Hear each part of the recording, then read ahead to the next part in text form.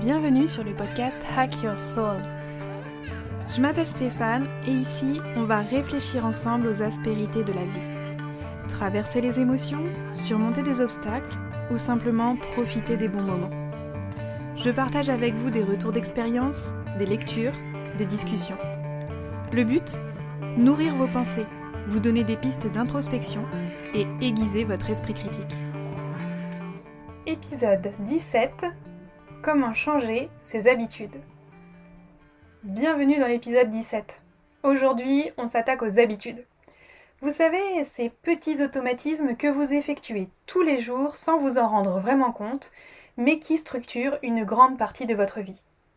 Alors je dis une grande partie parce qu'environ 45% de nos actions quotidiennes seraient en réalité des habitudes. Vous comprenez peut-être un peu mieux pourquoi j'y consacre un épisode. Et qui dit habitude dit changement. Parce que bien évidemment, toutes nos habitudes ne sont pas bonnes et parfois on a envie de les modifier. C'est ce qui se passe quand on prend des bonnes résolutions par exemple.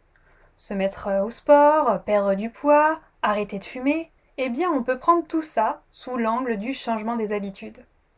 Mais est-ce que le changement est possible ? Et si oui, en combien de temps ? Et concrètement, comment faire pour changer de vieilles habitudes ? Je vous propose d'approfondir toutes ces questions dans ce nouvel épisode. Je précise que cet épisode est sourcé par des livres, des articles et des études scientifiques.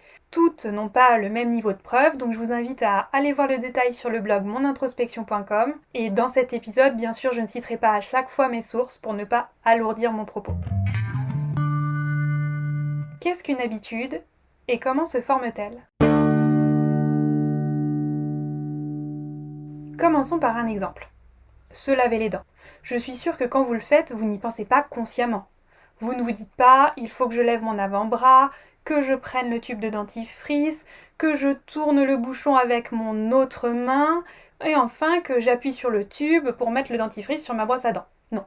Vous allez dans la salle de bain, vous pensez sûrement à plein d'autres choses, et puis cette série de mouvements va s'effectuer sans même que vous en ayez conscience. Pourtant, au départ, il a fallu l'apprendre, c'est-à-dire la planifier, puis l'exécuter.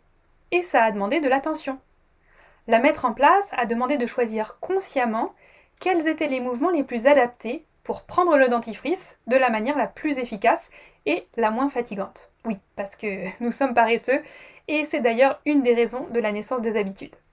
Elles permettent tout simplement de libérer de l'espace de fonctionnement dans notre cerveau pour que celui-ci soit dédié à des choses plus intéressantes. Deuxième avantage, qui est plutôt un avantage évolutif, automatiser permet de prendre moins d'espace, donc d'avoir des cerveaux plus petits, donc des têtes plus petites, ce qui va faciliter les accouchements et ce qui entraîne moins de mortalité pour les mères et les nouveau-nés, donc, in fine, la perpétuation de l'espèce. Si je résume, la définition d'une habitude, c'est d'abord un choix conscient, qui s'est ensuite automatisé et qu'on peut reproduire à l'infini sans y penser. L'automatisation est effective quand le comportement est devenu efficace, qu'il y a absence de conscience et un caractère involontaire et incontrôlable.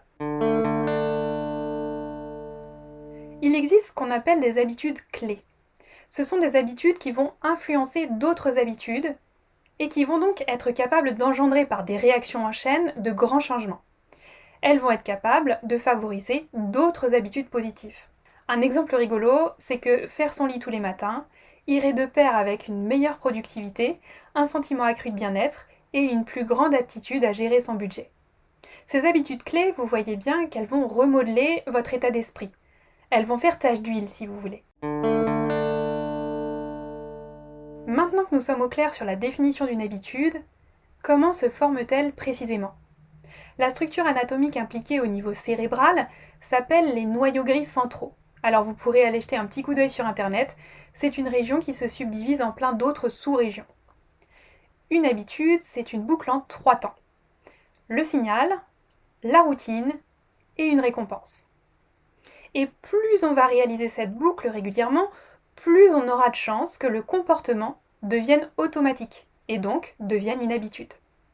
Mais attention, cette relation n'est pas linéaire. C'est une courbe asymptotique. Au début, elle augmente, puis elle se stabilise en plateau, et là, les répétitions n'augmentent plus l'automatisation. Alors si on détaille un petit peu la boucle de l'habitude, il y a d'abord le signal.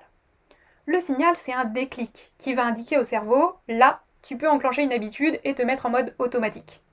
Ça peut être un horaire, une localisation, le fait de se trouver dans un endroit précis, mais ça peut aussi être un état émotionnel, une action spécifique, une sensation, ou même des personnes. En fait, le signal, ça peut être à peu près n'importe quoi. Ensuite, la routine. Elle peut être physique, mentale ou émotionnelle. Elle peut être simple, comme déboucher le bouchon de dentifrice comme on l'a vu tout à l'heure, ou complexe, comme la conduite. Et puis la dernière étape, c'est la récompense. Bon, là, pas besoin d'exemple, vous voyez bien ce que c'est qu'une récompense, c'est une gratification qui peut être physique ou émotionnelle. Mais c'est surtout cette dernière étape qui va déterminer si oui ou non, cette boucle est intéressante à retenir. Car c'est bien l'envie de la récompense, son anticipation, qui nous fait revenir à nos vieilles habitudes. Autrement dit, on a créé un nouveau besoin. Un nouveau besoin s'est formé. Et c'est cette envie qui pérennise l'habitude. C'est pourquoi, quand on veut changer une habitude, il est important de bien comprendre le type de récompense qui lui est lié. Si je détaille la boucle de l'habitude pour mon exemple du dentifrice, le signal, ça peut être que j'ai fini mon repas. La routine, ce sont tous ces petits mouvements là pour ouvrir le tube de dentifrice puis mettre mon dentifrice sur la brosse à dents. Et puis la récompense, c'est la sensation de fraîcheur et de propreté que je vais ressentir dans ma bouche. Peut-on changer ses habitudes ? Alors là, j'ai une bonne et une mauvaise nouvelle. On va commencer par la mauvaise. Une habitude, ça ne disparaît jamais complètement. Bon, mais c'est normal quand on y pense parce que on a vu que notre cerveau, pour former une habitude, prenait de l'énergie. Et que ça peut devenir un avantage évolutif, parce que ça nous permet d'être plus efficients en automatisant, mais aussi ça nous permet de filtrer la myriade d'informations qui nous bombardent à chaque minute. La bonne nouvelle, c'est que l'habitude n'est pas une fatalité. Oui, il y a des habitudes qui sont plus dures à traiter ou à changer, mais en comprenant comment elles fonctionnent, on peut bien sûr beaucoup plus facilement agir dessus. Comment changer une habitude ? Vous voyez qu'avec ce que je viens de vous dire, la première étape, si vous voulez changer une habitude, ça sera de conscientiser l'automatisme. C'est-à-dire de comprendre en détail à quel moment vous vous êtes engagé dans cette spirale qui vous paraît incontrôlable. Je vous propose un petit schéma un peu simpliste tiré de la théorie biévouriste pour vous faire comprendre le processus. C'est un processus en 3 temps. L'observation, le test et le passage à l'action. Le point de départ, c'est que vous avez une habitude gênante. Bon, vous souhaitez vous en débarrasser. Alors, ne prenez pas un énorme objectif, du genre je vais arrêter de fumer. Non. Commencez petit. Par exemple, je vais juste arrêter ma cigarette de telle heure. La première étape, c'est de conscientiser ce qui se passe. Vous allez vous mettre dans la peau d'un enquêteur et repérer la boucle des 3 temps. À ce stade, on ne veut rien changer du tout, d'accord ? On enquête, point barre. Vous pouvez noter sur une feuille quand votre boucle survient, sur plusieurs jours, et observer s'il y a des récurrences en termes de lieu, d'horaire, etc. Ça va vous permettre de découvrir ce qui enclenche votre habitude. Puis, vous allez entrer dans le détail de la boucle. Quel est le signal ? Alors, on a vu que pour se laver les dents, le signal, c'était facile à repérer, Mais si je prends la cigarette, c'est quoi le signal ? L'ennui ? Le stress ? La faim ? La recherche d'un coup de fouet ? Le besoin de faire une pause ? Le besoin de discuter avec d'autres personnes ? Et bien sûr, il peut y avoir plusieurs signaux déclencheurs à différents moments de la journée. Pour la récompense, pareil. Il faudra aussi savoir exactement ce que ça vous apporte. Si je continue sur l'exemple de fumer. Vous avez identifié que votre cigarette de 11h05, c'était un besoin de faire une pause. Bon. Et bien là, maintenant, on passe à l'étape 2, il faut tester. Vous allez mettre une alarme à 11h05, vous allez prendre une pause au lieu de fumer pour tester votre hypothèse sur la récompense. En revenant, vous reprenez votre feuille et vous notez les 3 premières choses qui vous viennent à l'esprit. Ça peut être des émotions, des pensées au hasard, des réflexions sur ce que vous ressentez, ou juste les 3 premiers mots que vous avez en tête. Remettez une alarme 15 minutes plus tard, et quand elle sonne, demandez-vous « Est-ce que j'éprouve encore cette envie pressante de fumer ?» L'écriture va vous permettre de conscientiser et de mettre votre attention sur cette habitude qui était auparavant complètement automatisée. Ça vous dira aussi si vous visez juste ou non dans votre récompense. Enfin, à la fin de la journée, vous pourrez analyser comment vous vous sentez. Est-ce que vous vous sentez mieux? Est-ce que vous ressentez de la frustration? Auquel cas, la récompense que vous avez fixée n'est peut-être pas la bonne. Il faudra alors de nouveau tester autre chose. Peut-être que vous ne cherchez pas une pause, mais que vous cherchez un coup de fouet. Alors vous pouvez peut-être remplacer la cigarette par un café, etc., etc. Après votre enquête, il y aura le passage à l'action. Vous allez noter votre objectif clairement. Je reprends l'exemple d'arrêter la cigarette de 11h05. Vous pouvez noter quelque chose du genre tous les jours à 11h05, dès que mon alarme sonnera, je me lèverai pour aller faire le tour du pâté de maison.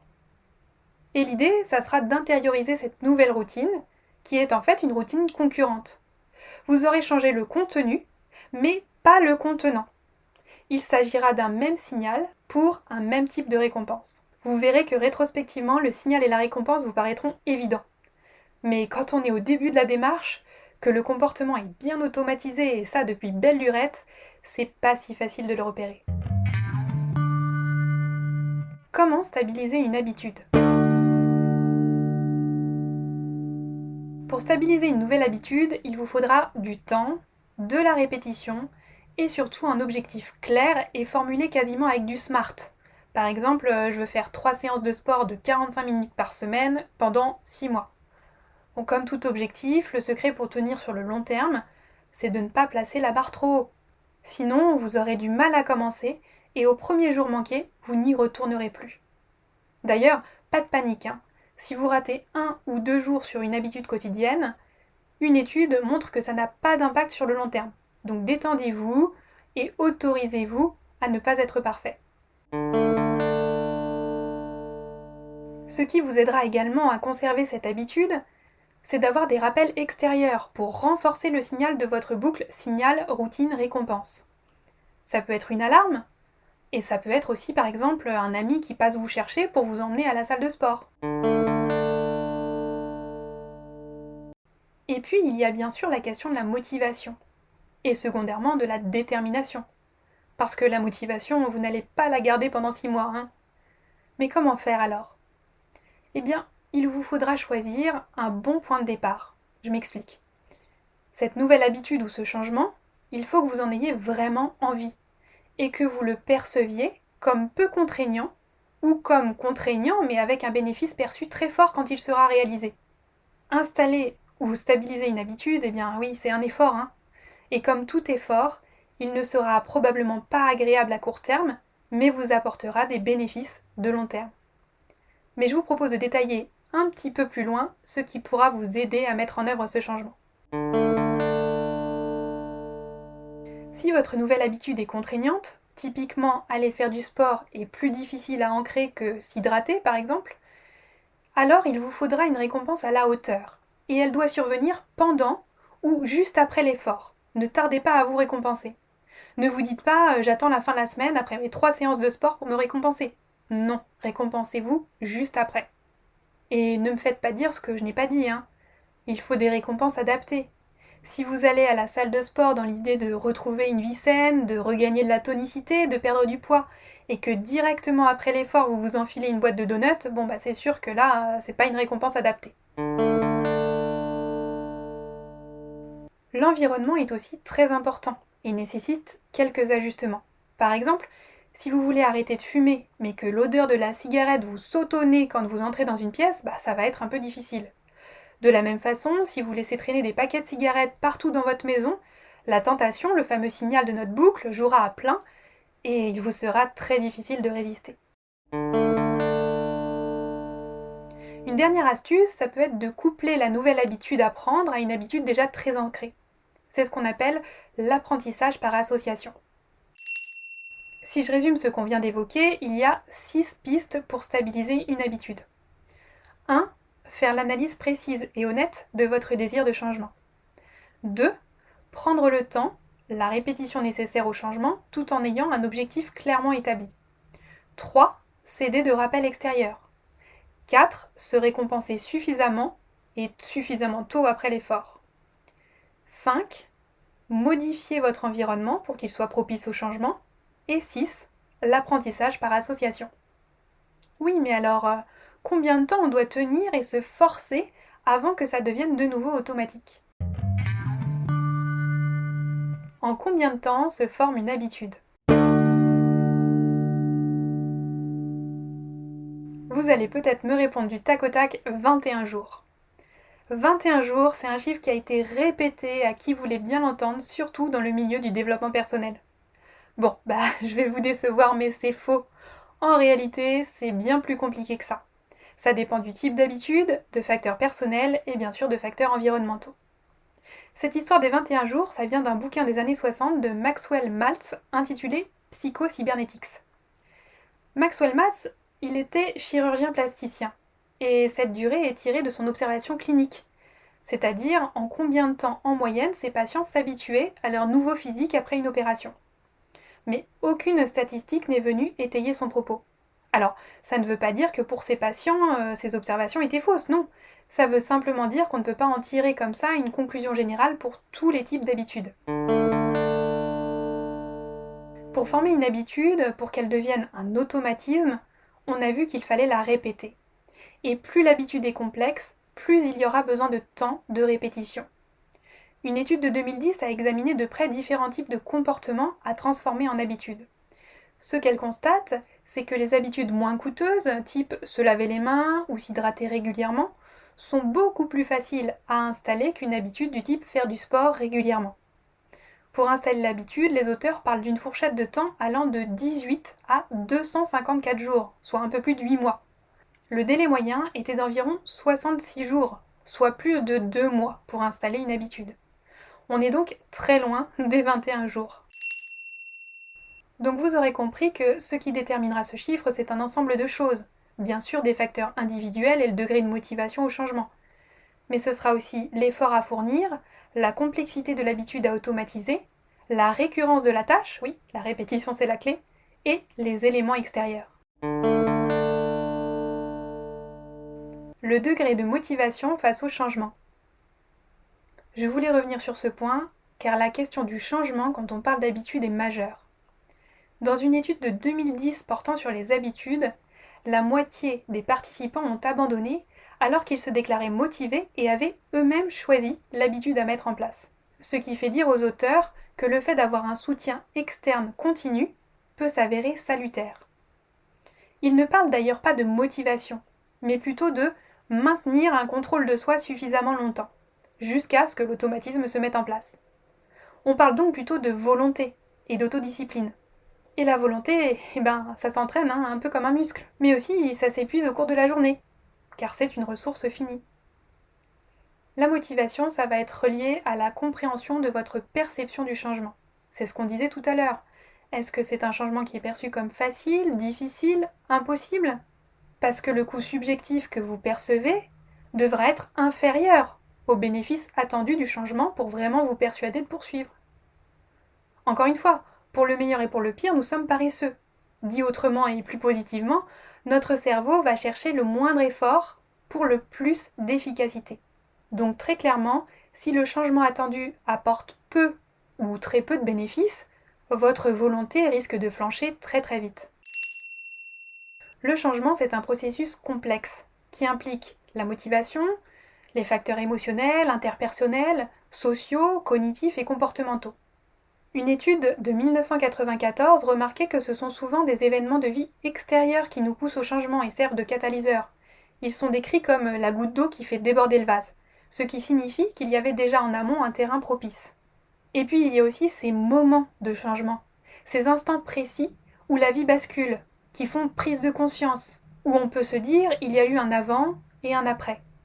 C'est ce que Jean Kelevitch appelle l'apax existentiel.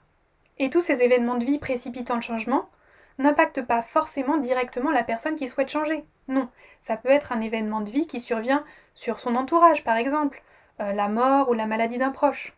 Si je résume les choses trivialement, on peut dire que la crise, c'est une bonne opportunité de changement.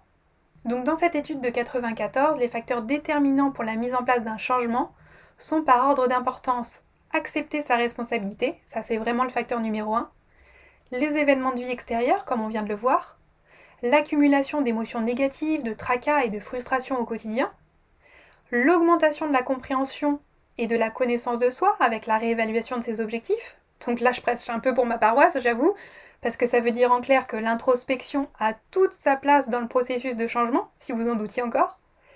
Et puis, le soutien de l'entourage, personnel ou professionnel, ce qui veut dire être capable d'accepter de l'aide.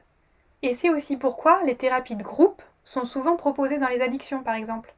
La force du groupe, le fait de pouvoir s'identifier à quelqu'un de plus avancé, ça permet de rendre le changement possible et réel, et donc de renforcer sa conviction personnelle sur la survenue possible du changement. L'étude cite nombre d'autres facteurs moins importants en termes de statistiques, mais qui à l'échelle individuelle peuvent vraiment compter. Alors je vous invite à aller jeter un petit coup d'œil sur l'étude en question si vous voulez en savoir plus. Je reviens juste un petit peu là sur le fait d'accepter sa responsabilité, parce que ça c'est un point qui me paraît vraiment hyper important. À partir du moment où vous pensez que le changement est entre les mains de votre ami, de votre thérapeute ou de la société ou de je ne sais qui, vous êtes dans une position passive. Et le fait de prendre votre responsabilité, ça vous remet dans l'action. Ça vous permet de vous sentir acteur de votre vie.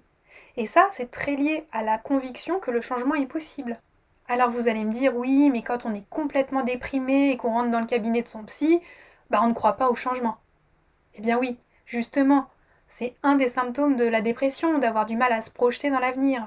Donc au début, c'est bien le psy ou l'institution soignante qui va porter cette conviction du changement. Mais dès que le patient déprimé commencera à retrouver sa capacité à penser et qu'il sera allégé de ses ruminations, eh bien le fait de pouvoir se projeter sur un possible changement, se réapproprier sa capacité à agir, ça sera déterminant. D'autre part, le fait d'avoir posé un choix, de se sentir autonome dans sa prise de décision, ça demande moins de volonté qu'une situation où j'ai l'impression de subir une décision imposée de l'extérieur. Autre remarque en passant. Dans le développement personnel ou certaines spiritualités New Age, on distord l'idée de la conviction que je viens de vous présenter. Et si je caricature un peu, cette conviction devient « visualise le changement et il va arriver à toi ». Alors non, ça n'arrive pas tout seul un changement, il n'y a rien de magique. C'est comme vous l'avez compris, de la constance, de la répétition, du travail, donc de l'effort. Mais il n'empêche que la visualisation, c'est un outil vraiment intéressant pour travailler la mise en place d'automatisation. Et ça fait souvent partie de l'entraînement des sportifs de haut niveau. D'autre part, un changement, et surtout quand il est important, va de pair avec un cheminement identitaire. Le fait de traverser des événements va vous impacter, va vous changer, vous faire évoluer, et tout ça c'est tout à fait normal. Bon, là on est un peu sorti de la question des habitudes pour aborder le changement en général, mais ce petit détour n'était pas si inintéressant il me semble. Habitudes résistantes, thérapie et santé publique. Toutes les personnes qui changent ou qui tentent de modifier des habitudes ne passent pas entre les mains d'un psychologue ou d'un psychiatre. Mais dans certains cas, sur certaines habitudes très ancrées, c'est incontournable. Je pense à toutes les addictions, bien sûr, les troubles du comportement alimentaire, mais aussi certains symptômes anxieux. Parce que derrière ces symptômes, il peut y avoir des traumas à travailler, des troubles de l'attachement, etc., etc. Et le petit schéma d'action que je vous donnais en début d'épisode est trop simpliste et ne peut pas s'appliquer à tout ce genre de problématiques. D'ailleurs, sur la question des addictions, on pourrait très bien se demander si ça serait pas intéressant d'avoir recours à des traitements de type stimulation cérébrale profonde, vu qu'on a identifié précisément la structure anatomique qui est impliquée dans la perpétuation de ces automatismes. Vous savez, les fameux noyaux gris centraux. Alors, c'est quoi de la stimulation cérébrale profonde ? C'est une méthode de neurochirurgie. Donc on va opérer le patient pour placer des micro-électrodes au niveau d'une région anatomique précise, là en l'occurrence c'est les noyaux gris centraux et plus particulièrement le noyau accumbens. C'est donc assez invasif et les études actuelles portent surtout sur la maladie de Parkinson et pas trop sur les addictions. Mais j'ai quand même retrouvé une étude qui portait sur l'alcool où on a implanté ces petites électrodes à des patients. Et il s'avère que la stimulation arrive bien à court-circuiter l'envie, donc au début ça marche très bien. Mais si on utilise seulement ce traitement, et bien sur le long terme, il va y avoir des rechutes. Pour que le traitement soit complètement efficace, il faut aussi travailler sur la création de nouvelles routines. Et ça, ça se travaille en thérapie. Alors on pourrait imaginer que le gold standard, la thérapie des thérapies pour traiter tout ça, ça va être la thérapie cognitivo-comportementale ou TCC. Eh bien oui, mais non. En tout cas, pas seulement. La TCC va être essentielle pour travailler la boucle d'habitude et la réduction du comportement problème, si on l'appelle comme ça. Mais pour améliorer la vie du patient dans sa globalité, le bien-être au quotidien, le fonctionnement relationnel, la TCC ne va pas être suffisante. Une toute bête, j'allais dire, psychothérapie de soutien va être nécessaire en plus. Vous savez, ça explique pourquoi, parfois, on préconise la mise en place de soins avec plusieurs intervenants, plusieurs référents. Par exemple, il va y avoir un psychologue qui va faire la psychothérapie de soutien, et un autre psychologue ou un psychiatre qui fera la TCC, et puis le psychiatre fera aussi la prescription médicamenteuse. Ce dispositif est vraiment intéressant pour les patients. Alors bien sûr, pour que ce soit vraiment intéressant, il faut que les professionnels discutent entre eux, sinon c'est beaucoup moins productif. Mais ce dispositif tend à se raréfier. Non pas parce que ça marche pas, mais je dirais plutôt par délitement de notre système de soins. En clair, si on avait les moyens de vraiment soigner les patients correctement, il faudrait penser le traitement sur plusieurs dimensions en termes théoriques, mais aussi en termes d'intervenants et de médiation, notamment en laissant une place importante aux approches groupales. Par ailleurs, je voulais aussi revenir sur les facteurs environnementaux. Oui, parce qu'un autre travers du développement personnel mainstream actuel, c'est de dire que toutes les capacités sont en nous et qu'on peut tout pour nous-mêmes. Alors bien sûr, on a plein de compétences en nous, mais on ne peut pas tout. Tout simplement parce qu'on est des êtres sociaux et parce qu'on vit dans un environnement donné. Je prends un exemple. Une personne qui cherche à arrêter l'alcool, mais qui vit avec quelqu'un lui-même addict, si cette personne avec qui il vit ne souhaite pas arrêter l'alcool, pour lui, ça va être vraiment difficile d'arrêter dans cet environnement-là. Autre exemple, je veux me mettre au sport. Je viens d'un milieu précaire, je n'ai pas assez de moyens pour aller dans une salle de sport. Je pourrais aller courir, mais s'il n'y a aucune infrastructure publique à côté de chez moi, pas de parcours où courir, j'aurais quand même plus de mal à me mettre à cette habitude et à la pérenniser. Vous comprenez l'idée ? Tout ça pour dire qu'il y a un volet santé publique dans le changement de certaines de nos habitudes. Et pas que, parce qu'en se répétant, nos comportements quotidiens ont un retentissement notable, alors sur notre santé, on l'a vu, mais aussi sur le champ social et économique. Par exemple, les embouteillages. Il suffit seulement de quelques conducteurs effectuant des déplacements non essentiels. Une seule voiture roulant à des vitesses variables dans un flux de circulation peut provoquer des vagues de congestion qui se propagent dans les files derrière elle. Oui, pour ça aussi, il y a eu une étude. Donc si on veut changer les choses au niveau politique, il faudra bien sûr comprendre les actions quotidiennes et les habitudes de ses citoyens. Et ceux qui l'ont bien compris, ce sont les acteurs économiques. Le marketing et des outils comme le nudge essaient d'influencer nos comportements de consommation. Et le problème, c'est que des fois, on a l'impression que le champ politique a tellement déserté ce domaine qu'on est réduit à des vulgaires consommateurs. Mais revenons à notre question de santé publique. Les campagnes d'information, les programmes d'éducation des citoyens sont importants et nécessaires. Ils pourront aider à mettre en place des bonnes habitudes, des habitudes saines, et motiver les gens à changer. Mais ça ne sera pas suffisant pour installer le changement. Pour modifier d'anciennes habitudes, il faudra, on l'a vu, modifier les indices contextuels qui déclenchent l'habitude existante, établir des incitations qui encouragent les nouvelles actions, et promouvoir la répétition des nouvelles actions dans des circonstances stables, afin que des associations se forment dans la mémoire entre les caractéristiques de l'environnement et la réponse. Et ça, ça peut être coûteux en termes de deniers publics. Mais en a-t-on seulement mesuré le bénéfice ? Je prends un dernier exemple. Pour combattre le surpoids, ou en tout cas la prise de poids chez la majorité des gens, on estime qu'il suffirait, entre guillemets, de prendre l'habitude de manger quelques bouchées de moins à chaque repas, ou de faire 2000 pas de plus par jour. Vous allez me dire, ça c'est des facteurs individuels. Je décide de manger moins, ou je décide de marcher plus. Eh bien non, pas que. Parce que l'intervention publique pourrait se situer 1. Dans l'information en amont, donc ça c'est la prévention. 2.